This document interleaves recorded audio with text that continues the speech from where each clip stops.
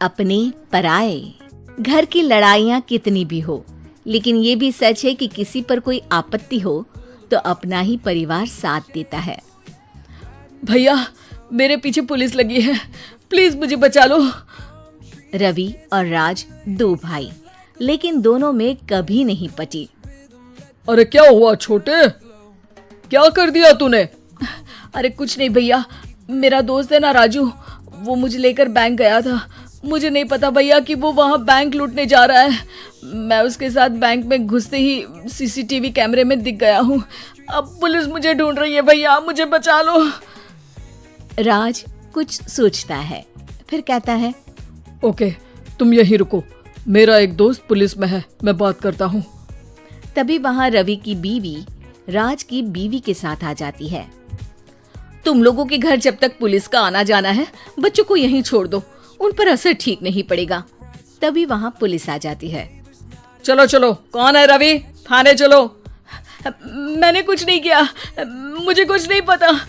अरे वो तो पुलिस स्टेशन चलकर ही पता चलेगा कि कुछ पता है कि नहीं, चलो। कहानी का फ्लैशबैक। भैया, मुझे मेरे मकान में हक चाहिए ही चाहिए। अरे लेकिन छोटे, अभी मेरे बच्चों पर काफी खर्चा है, तेरी भाभी की भी तबीयत ठीक नहीं रहती, बजट बिल्कुल नहीं है कि मैं अलग होकर रहूं।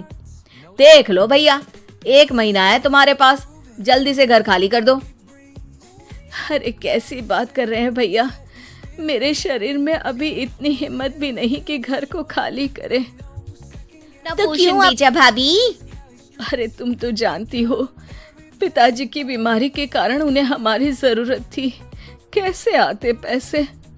ससुर जी तो बूढ़े थे भाभी, उनकी बीमारी में भी पैसे लगाना कौन सा अकल का काम था? तो क्या पिताजी को मैं मरने के लिए छोड़ देता? अरे रवि, तू तो समझ, पापा को हमारी जरूरत थी, उन्होंने हमारे लिए हर वो काम किया जिससे हमें खुशी मिले। बैक टू रवि जो जेल में बैठा है। ये मैंने क्या कर दिया था? मैं ना पिता का हुआ ना ही भैया का, मेरे साथ जो हो रहा है ठीक ही हो रहा है। तभी वहाँ पुलिस वाला आता है। रवि, तुमसे कोई मिलने आया है। भाभी, आप यहाँ क्यों आई? पुलिस स्टेशन है ये भाभी। भैया, आपकी जगह मेरा भाई होता तो क्या मैं नहीं आती?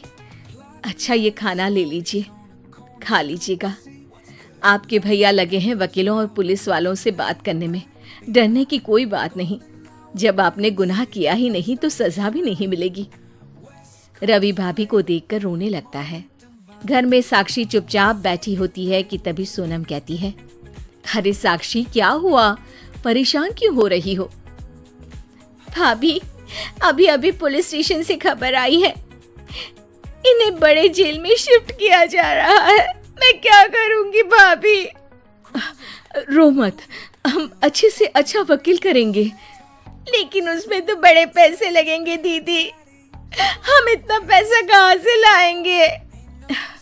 अरे क्यों, ये मकान है ना, और मेरे कुछ गहने भी है। साक्षी की आंखों में पानी आ जाता है। पर दीदी, ये तो आप और भैया की मेहनत की कमाई है। पापा के बाद भी तो हम लोगों का सब खत्म हो गया था। पापा को तो बचा नहीं पाए, लेकिन भैया को जरूर बचा लेंगे, और भगवान चाहेंगे ना तो दोनों भाई मिलकर इससे भी बड़ा मकान खड़ा कर लेंगे। साक्षी। थोड़ी देर में राज वहां आता है। सोनम सही कह रही है साक्षी, पैसों की कमी के कारण किसी भी बेगुनाह को सजा नहीं मिलती। राज एक अच्छा सा वकील करता है। सोनम और साक्षी बचाए पैसे और अपने गहनों को बेचकर रवि का केस लड़ते हैं और जल्द ही रवि जेल से बाहर आ जाता है। रवि राज को गले लगाकर कहता है, भैया मुझे माफ कर दो, मुझे साक्षी ने सब कुछ बताया है। भैया, आपने मुझ पर विश्वास किया, मेरे लिए दिन रात मेहनत की, भाभी ने अपने गहने तक बेच दिए। भैया, आपने तो पापा के लिए भी पैसे नहीं देखे, लेकिन मैं बहुत ही सेल्फिश निकला। भैया, एक आखिरी बार मुझे माफ कर दो, मैं शर्मिंदा हूँ।